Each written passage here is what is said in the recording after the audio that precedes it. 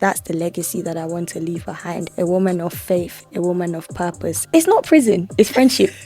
Something fishy is going on. Find the fish. The fish might rest with your friends or it might rest with your partner. And it's giving drama. Find a mentor. People say the best way to learn is through experience. I'm like, well, it doesn't have to be my own experience. Nobody said it's me that has to suffer. I start bargaining. They're like, is everything okay? Friendship heartbreak. I think it's like the worst kind of heartbreak. I've also experienced that friendship breakup, heartbreak, even with like guy friends too. Platonic friendships. Do you think they work, or is everybody trying to force it and actually let's like cut it out? We're surrounded by people, we're surrounded by noise, but the deep friendships, deep connections, those are just not happening. A lot of people are suffering in silence. Girl, are you cool? Hello, beautiful people. Thank you for joining me on this new episode of the Dreams, Money, Purpose podcast. I have a guest, which I'm so excited about. It is Fola, the beautiful, talented solicitor. She's a podcaster. She's an MC. All round, she is that girl. Thank you. That's very kind. Hey, girl. No, you really are that girl for real. How you doing? I'm good. Thank you. How are you? Yeah, I'm good. I was thinking about how we should even start this, where we should take it, because I feel like there's so much we can talk about. You're a podcaster, like I said, you're a solicitor, but maybe let's start with the professional first. Sure. You've done so well in your career so far as a solicitor within law. Maybe you can take us through that journey, like a brief journey of where you started and where you are now. Yeah, absolutely. Again, just thank you for having me. So my journey to my career, interestingly, it's one of those ones where I think God just put it in my heart since I was young that I was going to be a lawyer. So I wanted to be a lawyer like from the time I was a child. My parents always tell this story of how like they kind of suspected, because even as a child, I would write letters. Like if I wanted to ask my parents for something. So the one day, remember, my mom was still telling me this a couple months ago. I wanted to ask them to increase my allowance for school. And I wrote a letter and invited them to come and negotiate the price with me. Not a whole meeting. You organized a whole like meeting 8 or something. So they're That's like hilarious, but so cute. It is cute, but I think it's one of the ways that God drops pictures or drops ideas in your mind in terms of what you're good at and what you're called to do. So yeah, there was that, and then I just was really into like reading, and I was quite vocal. I love to talk and stuff like that. So you put all of that together, and somehow I just knew that that's what I was meant to do. I started in Nigeria and then moved here for my undergraduate and studied at uni. Whilst I was at uni, sort of just exploring different opportunities, and I feel like God just led me to the particular firm that I'm in right now. I signed up to join this charity called Sponsors for Educational Opportunities. Definitely recommend for anyone who's like ethnic minority or social mobility. So they sort of help people get into these professions like law, investment banking, consulting. So I signed up to join them as a student, ended up actually working for them and coordinating the program. Oh, wow. So that was brilliant because I feel like it gave me the opportunity to see the world of law from outside. So I was like helping other people get into it before I got into it myself, which was, again, God being so intentional with me, because I got to understand the space really well before I even went in to be a lawyer for myself. The plan was to do that for like a year. I ended up doing it 3 years. Oh, really? Because 1 year I was junior coordinator, next year senior coordinator, by the third year I was managing the program. So I just had a lot of experience in doing that. Beyond that, what that did for me was give me purpose. It give me yet another purpose in going into that profession, because I was really passionate about seeing, people from those backgrounds who typically would not be in that space of work. And I was helping kids who their say dad is a bus driver and their mum has worked in a shop all their lives. They've had no exposure to that world of law, helping them to see that it could be their possibility. So I really enjoyed doing that, and that continues to be a passion for me. So even now that I'm in law, I'm very passionate about, doing talks and welcoming students to do like, open days and things like that at the firm. So I did that 3 years, and then I was like, it's time for me to like venture to enter. So yeah, I made my grand entrance, and yeah, it's been a good few years since then, and I'm really enjoying it, so I'm thankful for that. I love that. Do you know what's interesting? Well, quite different, but maybe similar to yours in some aspects, is that my first job, I was a project assistant working within like a careers team in a university. Right. So I was doing maybe some similar things to you in the sense of like I was helping people in securing internships, their first university job and things like that. And obviously like coming across students who come from minority backgrounds, but also just a mix of students from different socioeconomic backgrounds. So that was really cool. And it's really quite fulfilling, isn't it? Like you it see the is. difference it makes. Yeah. What has your experience been like being a solicitor and, you know, you're a black woman and also being young as well? You know, you're coming into this space and you're like fresh faced and you're so excited and you've got all these ideas of what it's going to be. And once you enter into it, was it what you expected? Was it different? Was there challenges that you experienced? Anyone in corporate law would tell you that it's very demanding. Like it's demanding clients, it's long hours, it asks a lot of you. But I really enjoy it, and it's what I say to the kids we bring to the firm to do these open days. I say make sure that this is something that you enjoy. Yeah. I don't know how else to say, because I think it's a tough job to do if you don't actually enjoy it. I enjoy it, but it's because like I don't know, I'm wired that way, right? So I say to people, ask yourself why when you come to these events. Ask genuine questions. I mean, I know we all just want to secure a job at the end of the day, but kind of try to play the long game and think about, is this something I see myself doing long term? But yeah, anyway, I think for me, back to the point of God really helping me to see before I entered into it. So I think I had like really good exposure. So it didn't catch me off guard in terms of like the hours and the demands and what was expected.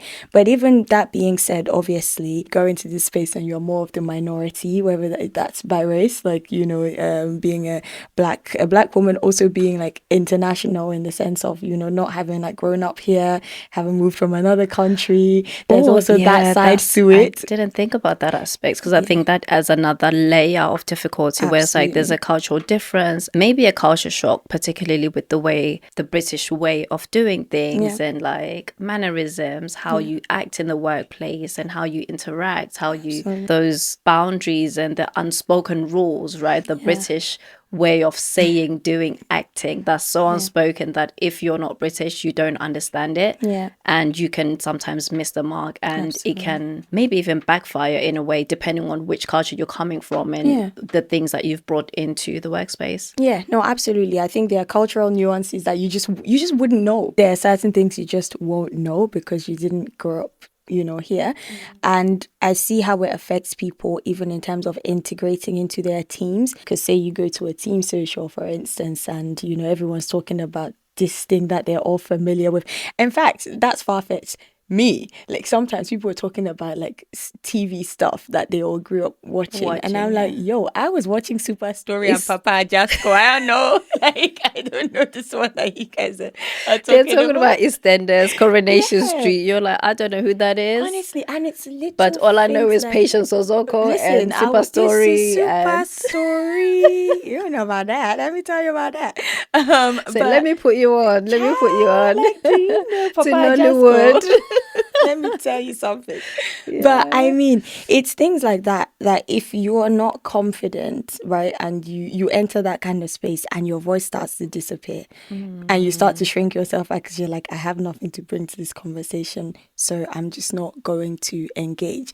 But thankfully, I had some incredible mentors as I came into this space who similar to me had come from, you know, a different country. A key person, she moved from Grenada and came to the UK. Another person also from Nigeria, and they had sort of prepared me. So I think tip number one, find a mentor, find someone who can who I always say, you know how people say the best way to learn is through experience, or experience is the best teacher. I'm like, well, it doesn't have to be my own experience. Like nobody said it's me that has to suffer. Like I can go and learn. I can borrow somebody else's experiences and they can instruct me to avoid like, you know, the landmine. So I think I really had that. And that also gave me the confidence to go into those conversations being like, you know, I listen, I take it on board. But honestly, I'm the loudest and proudest Nigerian. Like in that conversation, I really will bring up, oh, you know, I don't know that one, but I grew up watching this and this is what that was about. And you know what? Sometimes people are actually quite curious about what those things are. They're like, oh, what was that like for you? What was, you know, what was it like growing up in this way? So it's real. There's that difference. You've grown up in a different space. And that's on the ethnic side. There's also the social mobility side. You know, I see this again with some of the kids I work with where they've never been on a ski trip. It's not even a thing for them, but they go into this space where a lot of these people are like private school trained and they go on ski trips, they share their experiences, and you're just like lost in that conversation. Yeah. So it's down to small things like that, and there's also bigger things. But I think ultimately you just have to have confidence, right? You have to enter these spaces, and the ways to do that, get your mentors who can like really speak life into you, who can prepare you. In terms of, was it all that I was expecting? Yeah, I think for the most part, but that's because I had people who prepared me. It does stretch you and it demands a lot of you. But again, back to the point, find the thing that you enjoy. And thankfully, I And do then do enjoy the that. work. So like, yeah, it And I helps. think that's a smart point. I think with any work that you do, like money is amazing. Money is great. We love it. It We brings love it. comfort. It builds the kind of life that you want. But the torture of doing something you hate for decades, and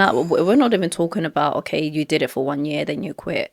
Doing something you hate for decades is so crushing. And I can't even imagine having to go to work 9 to 5. And pre-COVID, you had to be in the office. I don't know how we And did then you that. wake up hating. Like, and I remember I've been in one situation where I don't even think I hated the job. I don't think I enjoyed the environment, and it Yeah. was just not great for me. And like I would just wake up with anxiety and dreaded going to sleep because I was like, oh gosh, I have to be in the office in the morning. Like, and I'm on the train just like dreading and counting down the minutes till I'm leaving, right? And I'm like, I wish somebody would have told me, girl, be careful about the roles that you take. Yes. Because sometimes it's not even just about the paycheck, because your mental health will pay for it. Yeah. Your joy will pay for it. You will be a shell of yourself by the end of it, because like it's just you're depleted, and then you'll be, as quickly as you ran into the job is as quickly you'll be running out of that job. Screaming. So just take the time. You mentioned about like how you knew this was almost like a calling for you, right? Yeah. How have you taken to building a career with purpose and intentionally? And what are those conversations maybe you're having with your mentor or with yourself to ensure that you're building the sort of career that is serving you and aligning with who you are, but also where you know you're going in the future? Oh, that's a loaded question. I'll try and I love it. It's a fantastic question. Tracking back to purpose for me, fundamentally, I feel like I've been given this gift of getting to be in a space where there are not many people like me. You know, many times we see that as a disadvantage. I choose to see that as a gift, because what that means is that I can open the door for many more like me. So that is purpose in itself. So, you know, when however I show up at my job every day, you know, one of my colleagues was teasing me about, she's like, wow, you really are like the poster girl for every like black girl that comes to, because, and I'm like, I had that person for myself. When I came into the firm, I looked for the one black woman that was shining, and I said, yeah, I'm gonna learn from you, and I'm gonna, you know, and she's wonderful. Like we're still friends to this day. She's now left the firm, and for me that is purpose, that people can come in and they're like, oh, there are not many people like me. Who can I go to that will understand my particular situations, my family setup and things like that? For me, it's purposeful that I can be that person, right? So that's one side of things. In terms of aligning my values and my morals, and, you know, people say a lot about you can't show up to work as your whole self. I think maybe don't take the whole everything, but like for the most part, I like to be an authentic person. So it's important to me that the people I work with know what I'm about. And genuinely, the day I can't really be authentic and I'll start to question if I want to be in that environment. So I think from jump, people know what's important to me in terms of, I am a Christian. That's very important. People, again, once you've made it clear that this is what's important to you, and you know, you work hard, you show up, you do all of that stuff, decent people will respect that that's a boundary, you know, that. And again, I say, if that's not being respected, comes back to, you have a question to ask yourself about what's important to you. Because I always say, like, you have to draw the line somewhere where you're like, I'm not gonna, this is where I draw the line, right? Because if not, I always say, if you don't tell the world how to treat you, the world will choose how it treats you. Come on. Like you have to set that boundary. It's so important, right? Allowed it. So I think yeah, obviously, a job is a job. You have to show up, you have to do what you need to do, but you are a human and you have to think about what's important to you. So I would say before you enter any space, think about how you want to show up, think about what you want to be known for, think about what's important to you, and everything else sort of has to fall around that. So, for instance, another thing that's super important to me, my entire podcast is about friendship and community. So that's important to me. My work colleagues, like my boss, everyone knows that. They tease me all the time. Like, you know, when people are like, oh, how was your weekend? And I'm like, oh, yeah, I met up with a friend or two. They were like, oh, just two, not 10. Like, you know, we know what you're like. Or like, they're like, oh, what did you do? I was just hosting. They're like, yeah, you're always hosting. Things like that. They might just be like comments, but it shows me that they know what's important to me, Yeah. right? They hear, and they would only know that because I've made it clear.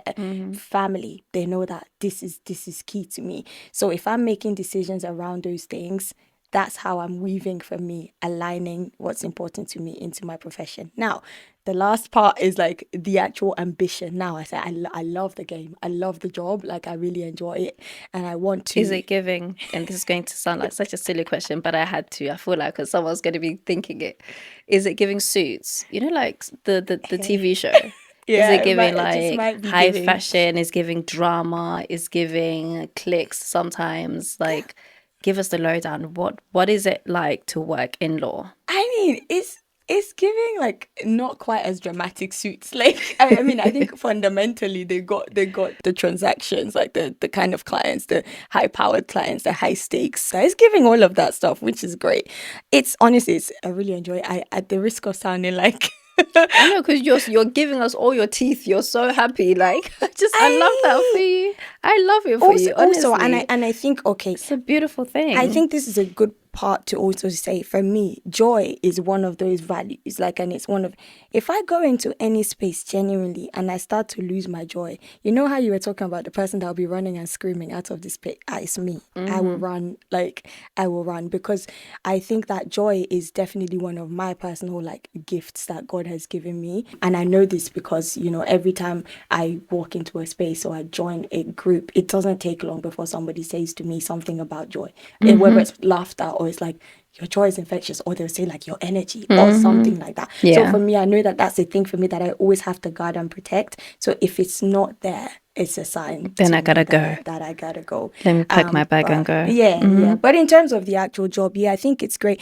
You know, you get to work with many interesting clients, whether it's like governments or it's like huge corporates, and they really come to trust you as their advisor. And I think for me, that's part of that purpose, and the ambition is I want to be a trusted advisor. I want to be good at what I do. So, and you only get good by doing. So, you know, and that's, you rack up those hours, unfortunately. So like just Talking about the hours, let's yeah. talk about that because, as most people would know, law requires a lot of time and a lot of sacrifice. For you, do you feel like the sacrifice that you have to make, whether that time ends up being sacrificed or spending time with family, just even time to rest, time with friends, or missing out on other things that you could have been doing, or building networks and continuing to build other things that you may have wanted to do? How have you found that in terms of just like, even just like your mental health? Because I know that can be a lot when people are saying, yo, I'm working even up to 20 hours a day or working 18 hours a day, 12 Yeah. hours a day. Like, what's that been like for you? And do you feel like it's worth the sacrifice, especially also being a woman, thinking about this is a conversation where people talk about, you know, how will I manage this when it comes to kids Yeah. or building a family and the sacrifice of self, you know? Yeah, no, I like, full disclosure, something I get asked quite a lot when like a normal work day is a long day, and it's like normal to me, but like when I'm speaking to people and I'm like, yeah, I'm leaving the office or I'm still in the office at this time, and they're like, is this sustainable? Like, how are you gonna like do this when you have children? Like, so yeah, it's something real, but we'll come to that in a bit. In terms of the long hours, yes, there are certainly sacrifices. Like, I know colleagues, thankfully I haven't yet. It might happen at some point. I haven't had to cancel any holidays, but like, yeah, people have had to like cancel Wow. holidays because, you know, something.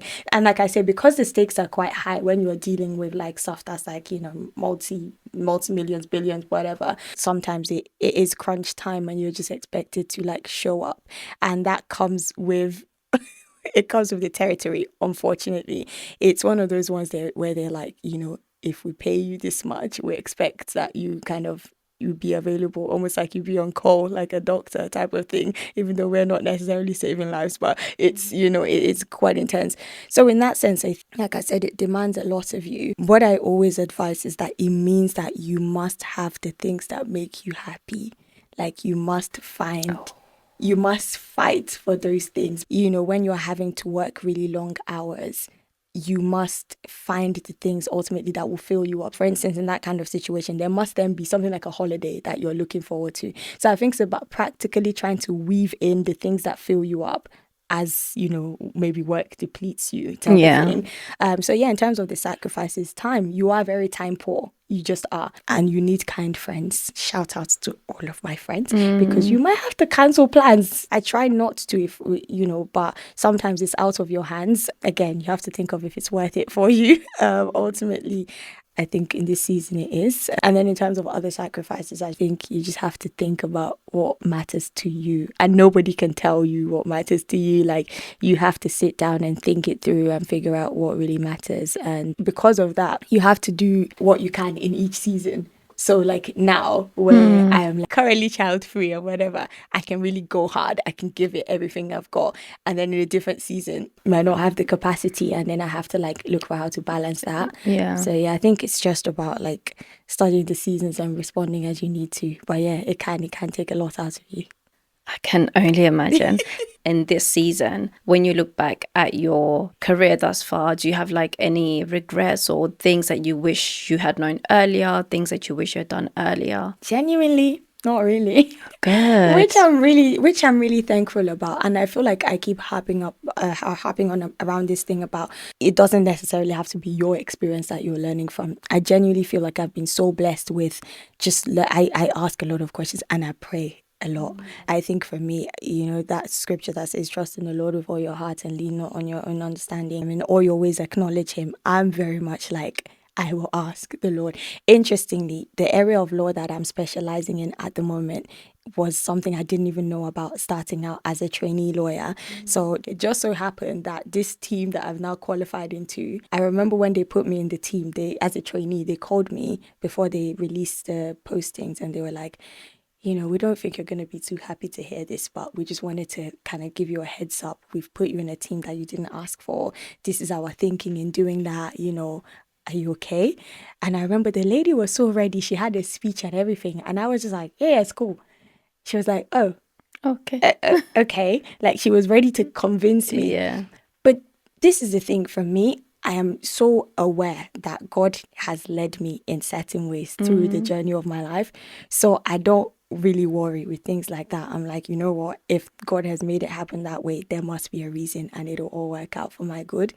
And I mean, it did, because it turns out that was like, I can't even imagine myself doing anything else. So what sector is it? What Construction. Area? So Okay, I right. do, yeah. So I work in like project development, and I specialize in construction and like construction and engineering law. So it's like transactional construction. I really enjoy it, and it's the thing that I want to build my career in. But it's interesting that it's something I didn't know about, and outside of like the leading of the Lord in that kind of way, I probably would never have found it. What are you looking forward to maybe doing within your careers? Is like, are you already thinking, okay, 10 years time I want to be maybe in this certain area, or like I want to branch out? Yeah, I mean, I think, 10 years is a long time. Yeah, maybe 5. Let's bring it down. Let's bring it down. I mean, people have, some people have 20-year plan. This is the other thing. I feel like with being that person that's like Do I very even much have a 2-year plan, girl, listen, also as I'm getting older, I feel like I'm really shelving the plans, because sometimes you look back and you're like, wow, my plan really went out the window. God's plan really just superseded, but in the most beautiful ways. So obviously still plan, guys, have a plan, but ultimately I feel like I'm learning to hold my own plans loosely so that I can embrace God's plans tightly. Wow, I like that one. But in terms of like 5-10 years, again, I really enjoy the work I'm doing, so I see myself doing that, as long as nothing changes and I continue to enjoy it. So that's the plan. Continue to increase in like my expertise and continue to do my podcast and other things that I enjoy doing. Let's talk about the podcast. So my podcast is called the Love and Life Podcast, and it's about friendship and community, which, as I've been banging on about, people can tell that it's something that's very important to me. And that kind of came out of a place where I saw that a lot of people were struggling with friendship in adulthood specifically.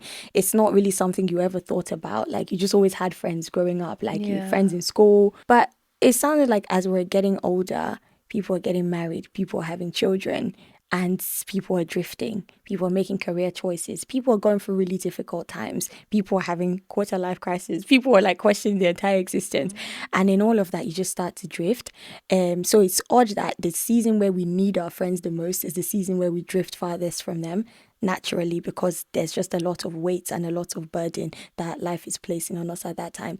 So I found that I was having lots of conversations, and I love people, honestly. It's one of the things that, I don't know, God has put it inside of me. I just love people. I found that I was having a lot of conversations about the same topics, right?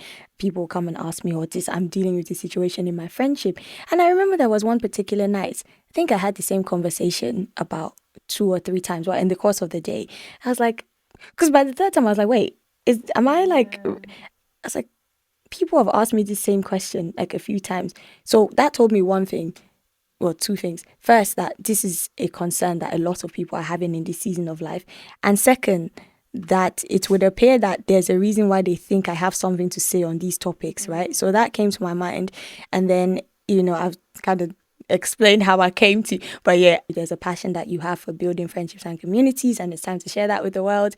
And yeah, love and life is how I do that. So what are some, out of all those episodes that you've done in so many conversations you've had, what are some things that have stuck out to you, particularly about building friendships and communities in adulthood and just maneuvering through that season of life with friends? Like, because it can be so tough, and I think it's so interesting how you were saying about in the seasons that we need our friends the most is when we somehow drift from them. And I can say for myself that's happened, where it's like, yo, I really need community right now, and I need my friends and I need my people, but this situation right now is, I don't even have the words to express or say. I say all that to say, like, what have you taken away or learned in that process of doing your pod?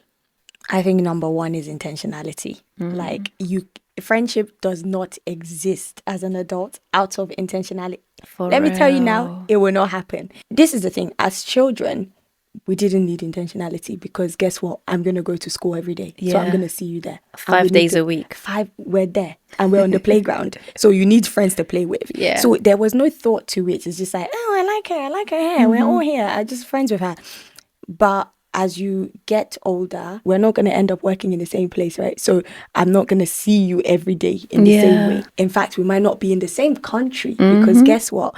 We start traveling. So you go and study here. The friends I grew up with in Nigeria, everybody's everywhere now. So we all start to travel around, and that's where the intentionality piece comes into it. Because outside of that, of course, once there's no physical environment that constrains us and forces us to, we now have to be like, okay, I choose this friendship. I choose to invest in this friendship. And this is another side of intentionality. You can't do that with every friendship. The other thing people try to do is just to try and keep everyone in the fold. Like, oh, we grew up together, so you must be my friend. No, you start to grow up. You start to kind of, you embrace values, and I think you start to merge or separate at the point of your values as well. So again, the intentionality to think through, who are the friends that mirror who I am becoming in this season of my life. Okay, you narrow that down, and then you think, okay, I need this friendship, I want this friendship, and that's where the intentionality comes in. And I'm talking in terms of, we're all so busy, so then it's the question of, how am I going to see you, Noma?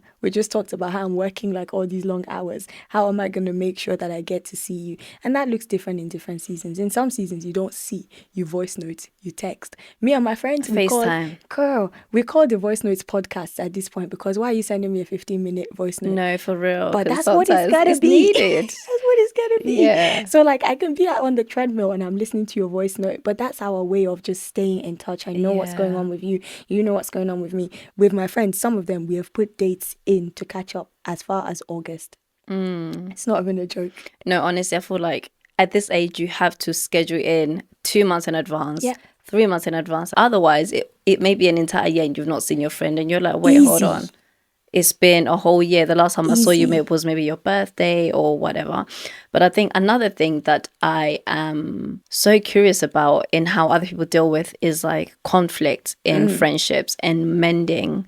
And I think particularly in a society and with social media, it's always made it to be like, you know, we're the generation of if it's broken, get rid of it. Or if it's not working the way I want it to work, if it's uncomfortable, I'm out the door. Yeah. For you, what are some things that you do, or like how have you found that in terms of like managing conflict and friendships and just like mending when things are awkward or like just maneuvering that season? Yeah. I preach conversation before cancellation. That's that's very much That's my a life. bar. I just feel like we're all so quick to cancel. Like We we're just like, are. oh, she said that to me. Oh my gosh, throw her in the bin. Like, finish. That's done. Friendship over. Whatever. Loser. So she's done. Still major loser, yeah. Yeah, no, literally. But maybe not. I always say, I said, don't throw away your child's future rich auntie because you were too upset to have a conversation. And that's real talk. Like you know how we talk about inheritance, like in terms of wealth, in terms of there's relational inheritance. There's Absolutely. inheritance in terms of network. You see those your friends now. Do you know who they're becoming? Like, and they get to be in your child's life as somebody that would look after them, obviously, whilst you're here, or even if you're not. Like, there's so much to think about. I think sometimes we approach it with such a like selfish lens. When you think about the fact that maybe this person has offended me right now, the immediate reaction should not be that's done. I'm canceling them. You have to force yourself to have the conversation, honestly. And it's not easy. I'm not a confrontational person At either. all. Confrontation is not fun. But guess what? The other thing that does for you is in training yourself to have those conversations in the space of friendship, you're training yourself to be a better partner. So if you're going to be a husband and a wife, that's transferable skills because now you've learned. Because if you avoid it in that context, guess what? You're still going to have conversations in the space of like your marriage or like your relationship. So back to the friendship space, I think that we have to begin to train ourselves to do hard things. Like, I think we are in a generation, we don't like to do hard things. Girl, do you know what's so funny? I'll show you something I was writing earlier, like regarding another episode, but it was literally that, Right. like, do the hard things, like love have the that. hard conversations. And for me, like sometimes I'm like, I don't want to talk about it. Like I'm good, we're cool, we're fine. But I think there's an element of you have to fight for the things that you want. You do. In the same way that you would fight for the relationship, right? You also have to apply the same energy to friends. Yeah. Same energy to family dynamics. And sometimes expressing the awkward things like, sis, Loki, you hurt me, or you disappointed me, or you were not there for me, or you know, even sometimes it's just simple as there's a misunderstanding. Yeah. And I think for me, like even in the last like year or so, where it's like I had to have a couple of conversations that were just not as comfortable, or even like me saying like, a girl, I'm sorry, I've not been around because I was going through my own stuff or whatever, like, but just being able to voice that out, because I can imagine she was like, my friend was probably like feeling it but not saying much, or she was saying it but not really saying it as like in a forceful way. And it's just being able to be like, girl, I'm sorry. It's so important because if you don't have communication, you don't have a friendship. I don't know how we're going to do friendship and not communicate. In fact, let me expose myself. On Sunday, my friend called me. She moved to the US. She's in Harvard doing her MBA. Shout out to I you. love You know that who you for are. her. I know, so proud of her. I'd been trying to call her. We kept missing each other. But yeah, I was driving. I was like, this is a good time. So like, yeah, we're talking as I'm driving. And she goes to me, oh, I have something to say before we get into this conversation. I was like, uh-oh, what? She's like, I'm actually upset with you. I was like, me? What did I do? I forgot her birthday. That's so bad. I should throw something at your head for forgetting her Listen, birthday. I threw it at myself. And I was so upset at myself. Yeah. It's like, how could I? Now, the thing is, I'm generally bad with dates. I'll forget my own, but this is why this calendar on this phone is locked and loaded, because if it's not in the calendar, It's I've not forgotten happening. it. Yeah. Honestly, we could have talked about it yesterday, but it needs to be in that calendar, right? So I think I just like messed up my calendars or whatever. And I was so upset, and I really like was beating myself up about forgetting her birthday. But I love her so much for telling me, because that's the kind of thing that a friend would just go, well, if I was important to her, she wouldn't have forgotten my birthday. So we're not friends. Clearly, I'm not important to her. Girl, I love this girl. Like Yeah, she's for she's real. she's Because my someone else girl. would have blocked you. Straight. Can Someone you else would have imagine? blocked you. And I think in this generation, as I was saying earlier, they would have done oh, Fola, she didn't call me, but I saw she was posting. Take conclusions, like you say. You'd be like, you had time to do all of this stuff, but not to remember my birthday, right? And I think that's what a lot of us do. We avoid the conversation, so you just jump to And conclusions. yeah, we assume on the other person's part, and it's Yeah. like actually that's far from reality and Yeah. that's far from the truth for them. Yeah. But because you filled in the gaps with your own truth, they're not able to come in and say, this is the actual reality of the situation, or this is what I was going through, or I really just messed up and I'm truly sorry and I have a gift to apologize to. Exactly. Can I please make it up to you? But we take away that opportunity from them. I like that. We take away the opportunity from them, and then we lose. It's a lose-lose. So basically, if you think about it like that, there's no winning in you not having the conversation, because your friend loses the opportunity to actually then step up and show up, and you also just lose a friend because you Yeah. couldn't have a conversation. And So I say, mean, when you actually, weigh it up, I think the conversation is better, really, Yeah, truly, it and it's is. part of adulting. Honestly, It's awkward, but it's needed. but it's needed. Like that's What how we about grow. There's no growth in the realm of comfort. Like if we're gonna grow, we have to stretch, and stretching is uncomfortable. So stretch. you mentioned earlier about, like, for instance, your friend who just moved to America and she's like in Harvard. Amazing, well done, babe. We love a boss, babe. Killing it. With that, obviously, she's going through a transition, and at this age where everybody's doing completely different things, some are in the parenthood stage, some are in the getting married stage, some are in the single living life, traveling all around the world stage, or education, whatever they may be doing. Because everyone's in different stages, they require different things. Yeah. And sometimes because of the busyness of life, it's like there's a lack of communication or things that can happen that cause misunderstandings. Yeah.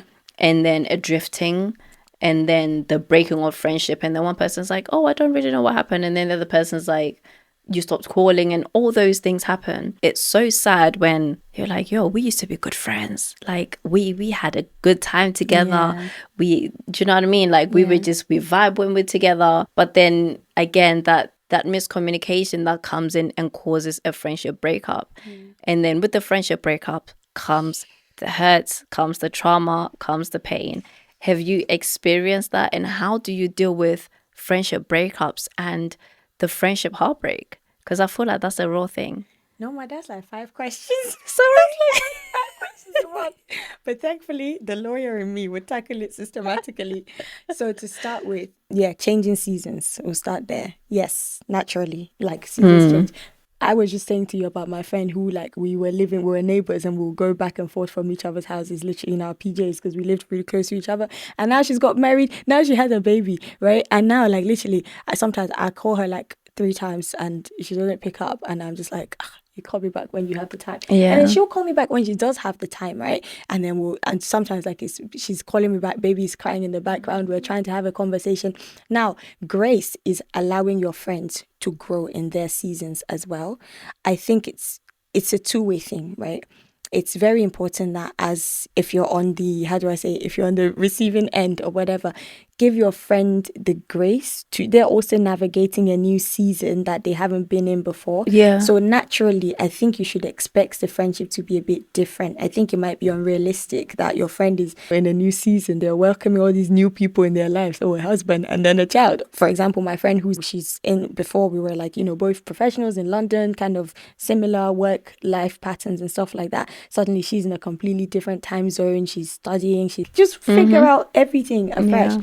If I had expectations of, we used to speak every day, every Sunday at 7 p.m. So we have to. Now you're not meeting that you're not. call, Yeah, so you're you must not care about me. Is it because you're meeting all these new friends? It's not prison. It's friendship. Like, it's not prison. So I think it's so important to be graceful. However, on the other side of the friend who is also maybe the person that's now making all these life changes, you also have to communicate to your friend that they're important. Don't assume that they know.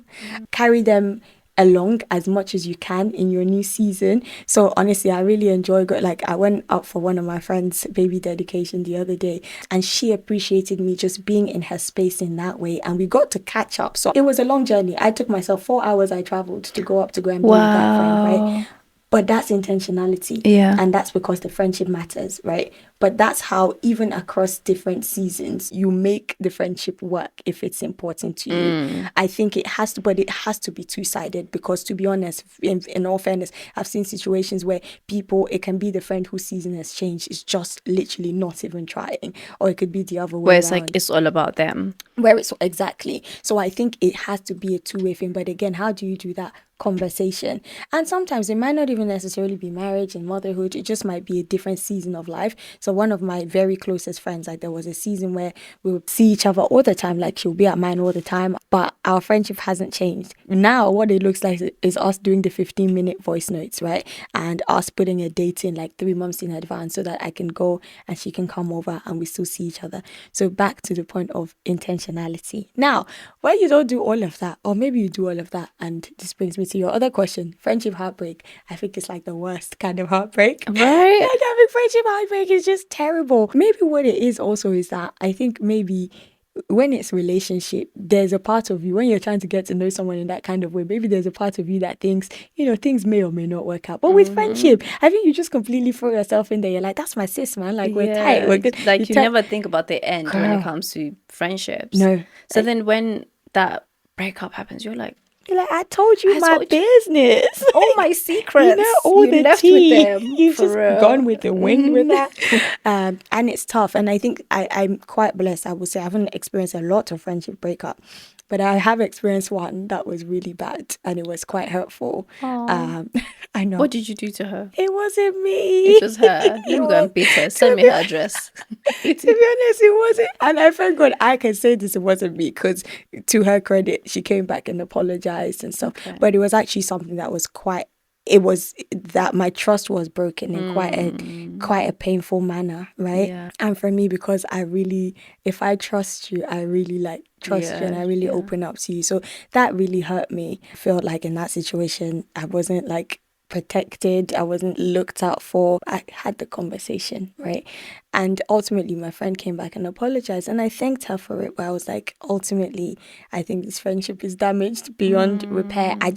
It'll take a lot for me to trust you again, and I don't want to pretend that things are okay and then you start to wonder why maybe I'm treating you differently or I'm not telling you certain things. Let's not do that drama. So I love you, you're in my prayers, like it's all love, but we're just not going to be tight anymore. And I made that clear, and that was that. And it hurt. I cried. Oh, It was hard. But I think that's the other side too. Yes, have the conversation, but also be ready to let things go where they're not serving your where they're not serving your values, where they're not serving who you are evolving to become. Because these things happen, but now you're like, I'm a different person, right? And I always say, I don't think that means you have to throw those friendships away. However, it means you have to be very firm in terms of, this is who I am now. Yeah. The point where it gets dangerous is if they don't appreciate that and they keep trying to bring you into the life you've tried to leave behind. That's where you also have to exercise the, cut firm boundaries. We gotta keep the distance. Yeah. No, friendship breaks up are hard. Have you experienced them? Yeah. I feel like the ones where it's hurt me, I'm like, yo, you was really my sis for real. Like you was my twin, And then there was that heartbreak. And do you know what's interesting? I've also experienced that friendship breakup, heartbreak, even with guy friends too. Yeah, those ones. And you're like, you was my dog, you was really my bro. You were my bro. You were really broski for real, like that. Like I trusted you, and just genuinely had so much love for you. So then when it does end, you're like, and you have to protect yourself from bitterness, because I always say that thing is so difficult, because there's the heartbreak, but then the part 2 of that is what it can prevent you from gaining in the future. And this is how I explain it. Don't let them hurt you twice, because there's the hurt of the heartbreak, but then people then tend to close up after that. They're like, because you did this to me, I'm never gonna let anybody do this to me again. So I just no new friends, nobody talk to me type of thing. and then you don't know who God was trying to bring into your life. You don't know if Yeah. that next friendship was about to be like the friendship of a lifetime, like the one. Oh, The because one like thing about it, yeah, yeah, like your heart was suddenly you're like your arm's length. And to yeah, be fair, I feel like I'm already low key like that anyway, naturally. yeah, So, but then it's like if I like you, I'm like, oh, that's my person. And I just open up my arms to you yeah, and we can form that friendship and we can just be like, we go together, right? yeah. So if I'm like, we go together and I let you in and you do the nonsense or you start moving mad, I'm like, What? you see why? You see why I don't open up to This is why you nobody? can't trust people. You This see, is- this is what yes, they do to you. Don't trust nobody. But exactly that. yeah, So it's like I have to really intentionally be like, no, open up a bit more. Like yeah, just allow people in and allow yourself to make new friends and to trust people, absolutely. whether it's like guy friends or girlfriends. Like learn the lesson. I always say, Yeah. don't waste the pain. I think wasted pain is pain you learn nothing from. Oh, That's just a waste. well. That's just a waste. Okay, so what about platonic friendships? Do you think they work, or is everybody trying to force it and actually like, it's just like let's just cut it out?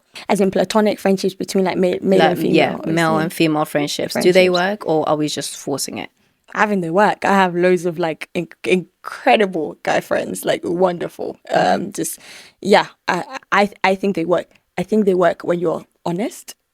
I think they work when you communicate. Honesty in the sense that I'm not talking about that platonic friendship where one person is just hanging around hoping that the other person will catch feelings one day. You're already on the it's doomed to Wrong failure. path.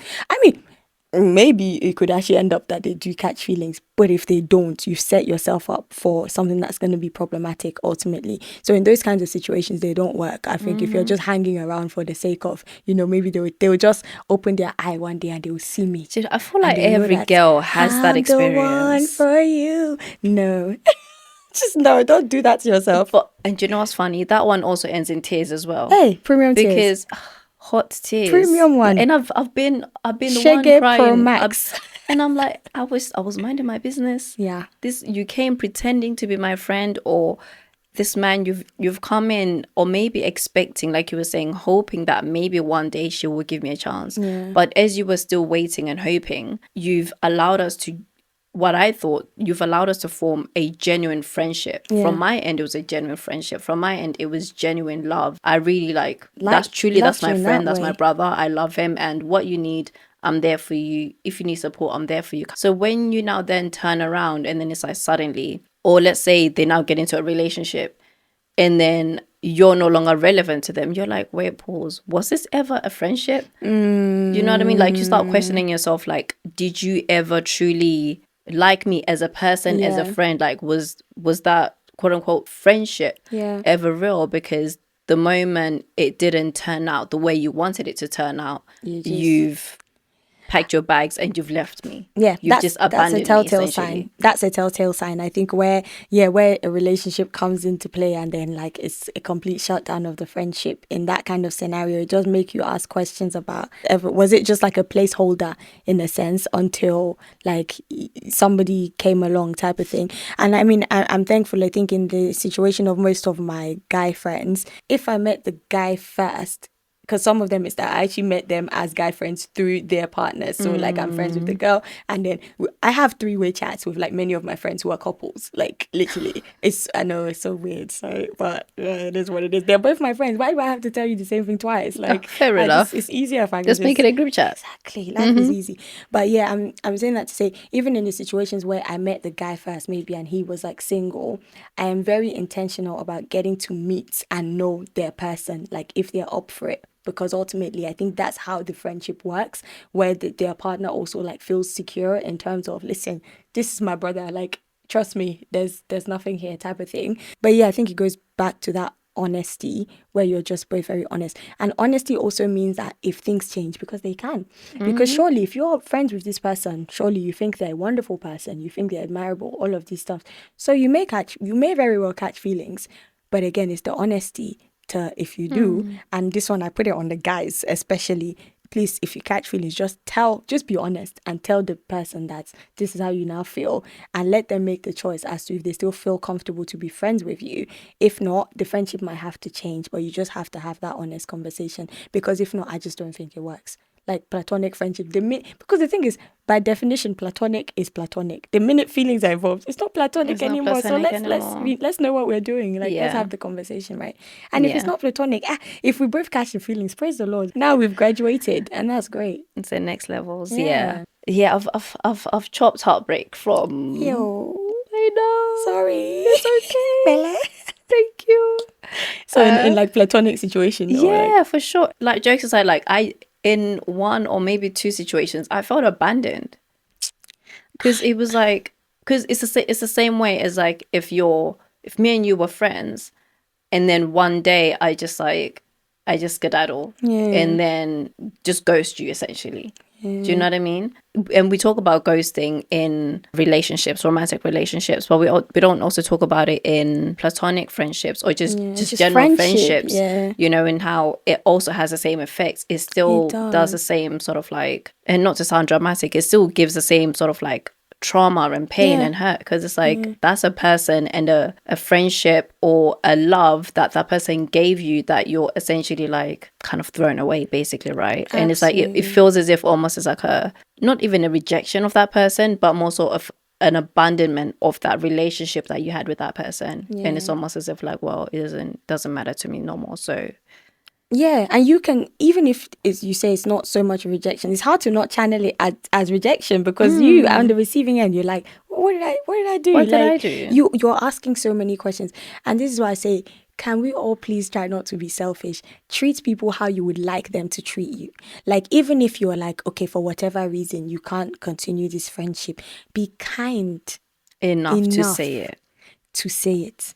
Don't leave somebody in the situation where they're now wondering, was it something I said? Was it something I did? You wouldn't want to be in that situation. So At don't do that all. to someone At else. It's all. not nice. It's not nice. Yeah, very mean. Just don't do Very it. mean. Also, don't be a coward. I think that's the other thing. Like, I think it's quite cowardly to just It be is. like, I'll just avoid. I just won't have the conversation. That is cowardly behavior. Grow up. Very much so. Grow up. Very Talk to your much so. friend. And I think it's so interesting. Do you know how they say us women, like, or women are catty in their friendships? But I think with men, they avoid deeper relationships. So it never gets to the point where we need to be having those type of conversations. Do you know what I mean? Yeah. So because you're not used to those type of relationships, so it's like, this is deep. This is like almost sibling, brother, sister, sister level of friendship. They don't get to that level of like, oh, we need to have the awkward conversation, because whenever we're around each other, we may just talk about football, and maybe we'll talk about girls, we may talk about current affairs or things like that. Do you know what I mean? So you don't train that muscle of, I know this is awkward, but you did this, or I'm feeling like this, or you did me wrong here, so can we fix it, please? Yeah. You know? And I think on that point as well, men, I'm sorry, this sounds very stereotypical, but I agree with you. I think even in their friendships, like case in point, my friend was telling me about one time she and her husband went to church and they met this other couple, right? And so they live about 5 minutes from the church. So they've met these guys now. And then as they're walking back home, naturally the women are walking, the men are walking together. 5 minute walk, by the way. Yeah. We both have the same amount of time. So when they come to where they have to like split, the couple go one way, my friend and her husband go the other way. My friend has so much information about this couple. She's like, they moved to this country like about 2 months ago. He's a doctor. She's a this. They're trying to do this. I can help them with this, da da da. And then after she's finished downloading, she goes to her husband. What did you find out? What did you guys talk about? The husband was like, I don't know any of that. Like, he was so, I have nothing to he say. was so confused. My friend was like, but you had the same 5 minutes that we had. She was like, what did you talk What did you about? talk I about? think maybe they talked about possibly maybe football and just, or how was church today? And like, it was so surface level compared to, so I'm making the women. point about, yes, I think men are like, we just deep dive as women very Mm-hmm. quickly. We get into it. Like, whereas I think men are quite high level. But I think as the female in that situation, generally you train people on how they treat you. If I force my guy friends into certain conversations and I ask them real conversations about things like, for instance, say like if you meet somebody tomorrow and like you're dating, like, and you have a girlfriend, how would you, like, first of all, would you want our friendship to continue? And I mean that genuinely. Like, do you think you can handle having this friendship? And thankfully most of the time the answer is like yes. Like, I would even want her to be friends with you, type of thing. But I don't assume that. I raise the Like you conversation, ask. and I also prepare you. I'm like, so if I start talking to someone, this is the role I want you to have. In fact, I want you to grill them. I want to bring them to you, yeah. And you like, you're my bro. You're my bro. Like, you're looking out for me. I want you to ask all the questions. You're a guy. You see things that I don't see. I want you to interview them. I want you But the to thing, but can I? Maybe this is controversial on my go for part, it. but I feel like, and this goes for both parties. I have a guy friend. I'm in a relationship, and they can't meet or they can't be friends. And I'm not saying like deep friends, but as in like they can't be cordial, or I have to distance myself from the friend, and I can't be friends with them no more because now I have a partner. I feel like that's low-key a red flag, because why can we Hey, you not said it. all just be cordial and be friends? You said it. So I think it could be a value problem, because at the end of the day, your partner is just your friend, fundamentally, right? They're your partner, they're your boyfriend, they're your husband, but surely you guys have a friendship, and in terms of the way you've come about choosing that person, surely they're like similar values. If Yeah. these kinds of things got you to that point. So then, if they can't align with your other friends, there's a fundamental misalignment, right? So either Something fishy is going something is, on. basically, that's the answer. Something, find the fish. There's fish somewhere. So just look for it. And the fish might rest with your friends, or it might rest with your partner. But I think generally, if you've done a good job of, finding friends who are of similar values, who respect the same thing that you do, who value the same things that you do, if suddenly this you find a boyfriend or whatever, and you can't have them around those friends, the same friends who you've done life together, the ones who know you best, by the way, the ones who really know you, I think it's concerning. Yeah, I I think agree. it's concerning. I That's all I'm agree. going to say on that one. No, Because for sure. I think at the 100%. very least, you should investigate and be like, Like, why is this the case yeah. ultimately? The other situation I find that happening in is where people are like, oh, I can't mix my friendship groups. And I'm like, okay, it's not as like toxic or Dramatic, yeah. problematic. But I just always wonder why. Like, if all your friends are good, kind, nice people, I think maybe sometimes they just a different vibe. fair enough. Yeah. That's just different for me. I feel all my friends, I don't even care about And your are they vibe. All of like, you, please I, I go think off. it depends on what we're coming together to do. Fair enough. So I think in that context, I get you, because if you're Yeah. very like different in that way. For you, what are like friendship red flags or friendship killers? Whew. Friendship killers. I think a big one is, and it's gonna sound a bit, but Say it. insecurity scares me. Okay. And I know we all have our areas of insecurity generally, but people who try, they have to make other people feel small for them to feel like, I think that is a tendency that scares me, because honestly, shout out to all my friends. We big each other up so much. Like, we Like get jealousy or excited. low-key Yeah. envy. Yes. So yeah, all of those things, insecurity, jealousy, envy, those kind of things really scare me in friendships, because I think it could open you up to very dangerous things. Because if you expose yourself, like you say, to somebody, this person is so close to you, but then they're maybe jealous, or like, they feel insecure, they could really harm you or do damage to you, and because you are so vulnerable to them, they know everything about you. So Yeah. even if it wasn't true, because people associate them with you, whatever they say about you, people will be like, that's her friend. So if she said that, it must be true, I see what you So mean. Yeah. I Yeah. think it's Yeah. a Yeah. deep level of exposure, but that's a bit like deeper, easier things for me. Selfish people as well scare me. I think again, my friends are generally quite selfless and quite Yeah. loving in Like that sense. generous and Yeah, and then sweet. Yeah. Okay. So gossip like gossip within the friendship. anywhere, Okay. Yeah. Yeah. Yeah. Yeah. anywhere. If you gossip, you're a scary You're like, human. Generally, side eye. yeah, because I don't. If you gossip, you can't be a safe space. So basically, anything I tell you, I You just might know go that and it's tell gonna end everybody. up, yeah, and you'll be like, oh, I'll not tell Say anybody. BBC breaking news. And Let then me tell you what and then Fola said today. In fact, hot off I'm the hearing my press. gist. I'm like, why is A this? newsletter spread. Exactly. Yeah. So I think, yeah, if people are not like, if it's not a safe space, I think that's a bit of a concern as well. Yeah, I think general friendship killers, at the very heart of it, a lack of intentionality would kill any friendship Oh, quicker for than, sure. like, it's done. If there's not that intentionality where you're both like, and the truth is, in different seasons, one person might be more intentional than the other. Yeah. Maybe just because the other person has a lot on in a particular season. So I think it has to be that balance That of, balance. yeah. And I think that there can be seasons where it's like, I'm giving 20%, you're giving 80% because Honestly. you have more capacity. And then sometimes it's 50-50, sometimes it's 20-80, just depending on, what's going on and what's happening. What would you say the season of your life is called? If you had to name it, if you had to describe it. I would call this season the flourishing. That's how I describe it. It's beautiful. Why the flourishing? I think that I turned 30 end of last year in December, and I feel like coming into my 30s, I'm really evolving in terms of a lot of the work that I did in my 20s, whether that's like learning to understand myself better. I did a lot of reading. I did a lot of, in quotes, soul searching. I grew in my faith tremendously, prayer, journaling, mentorship, growing in my friendships, like being quite intentional. Like some friendships took a back seat, some friendships really grew.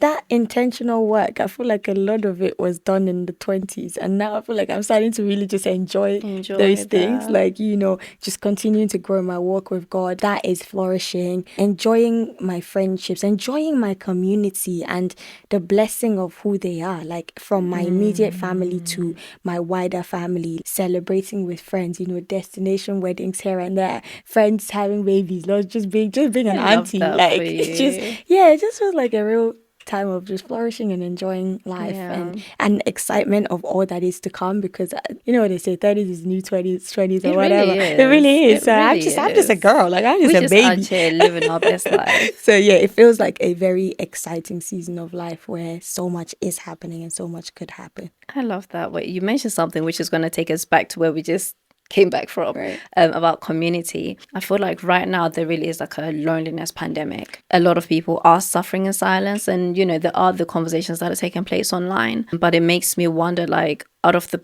small percentage of people that are speaking out, what percentage do they truly represent that are not speaking about what they're facing in adulthood and not having friends and not having the big community of people they can lean on, just feeling alone? What's your thoughts on that, and what are we doing wrong, maybe, is the question. Great questions again. I think it is so ironic that we are the most connected generation in terms of social media, but we are also the loneliest generation. It's such a weird irony. But I think that should tell us something, that there's connection and then there's the illusion of connection. I think what social media is doing a lot is that there's that illusion of proximity. Because you see me post on social media, you see my stories, I'm on holiday. You kind of just assume, oh yeah, she's cool, she's living her She's best life. good. She's fine, type of thing. And in fact, that happened it's a conversation I had with a friend lately where I set up a call about just to catch up with her. And then she was telling me some stuff. I was like, girl, I am so sorry. I should have known to check on you. But I fell for it. I fell for the illusion of social media because I was like, I thought you were having a great like, time. you You look look like you were good. living your best life. And she's like, yeah, but this, that. And therein lies the problem of why we're so lonely, because we think we know about each other's lives, right, based on what we see, but sometimes that's not necessarily the truth. So I would say that check on your friends. Absolutely. Don't assume. Just check in. Like, And how that's you we need doing? to both be doing. Again, to literally today, one of my friends, it was a voice note. She lives in South Africa and she goes, girl, how are you? I was literally in my head, I was already saying fine. And she was like, I don't want to hear fine. I don't want to hear I'm good. She said, tell me. She goes, how's your soul? How is your heart? How is this? How is that? And she was like, I'll go first, so you know the kind of answer I'm expecting. Wow. I said, She where am I created the finding these template for friends? you. Yeah, Yeah. honestly. And back to the point of, this is a friend I only met last year. And we've gotten really close. So I also want to tie that to the point of, let's not be doing this like no new friends. You just never know who God is trying No, to bring for into your real. life. So You we have really to never stay know. open to that gift at all times. But like, I'm saying that to say that we're so used to surface level. We're doing a lot of shallow interactions. Again, we're also in this social media thing. We want to present everything nicely with a nice bow on it. Or I'm living my best life. I'm having a great time.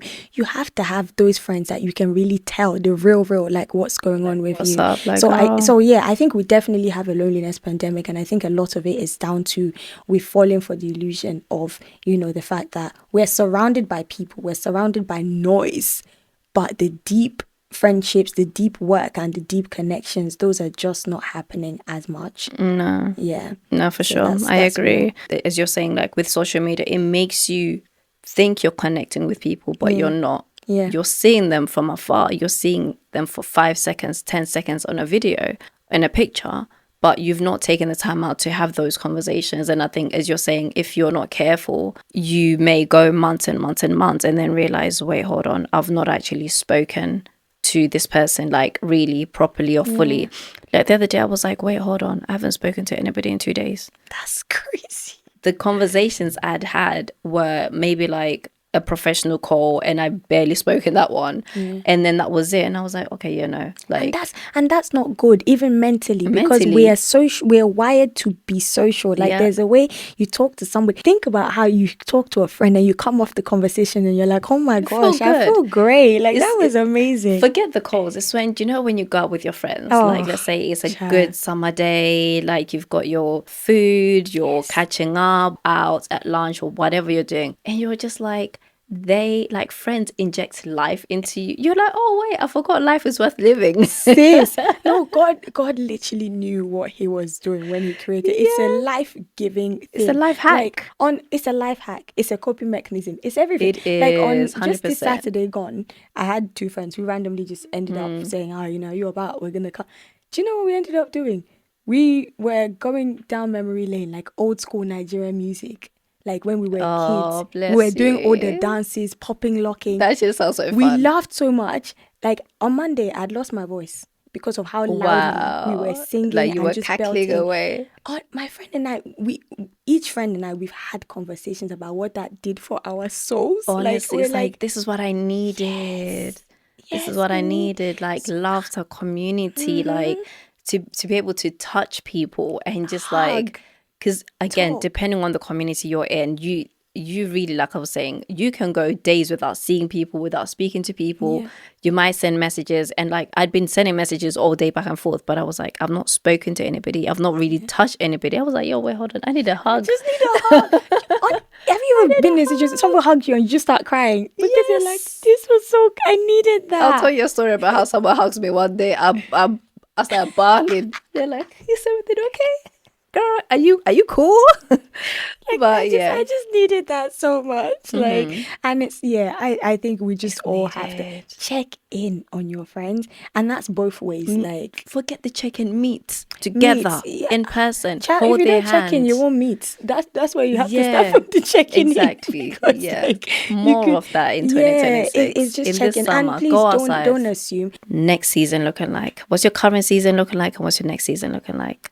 Wow, that's a serious question. Current season, like I say, flourishing.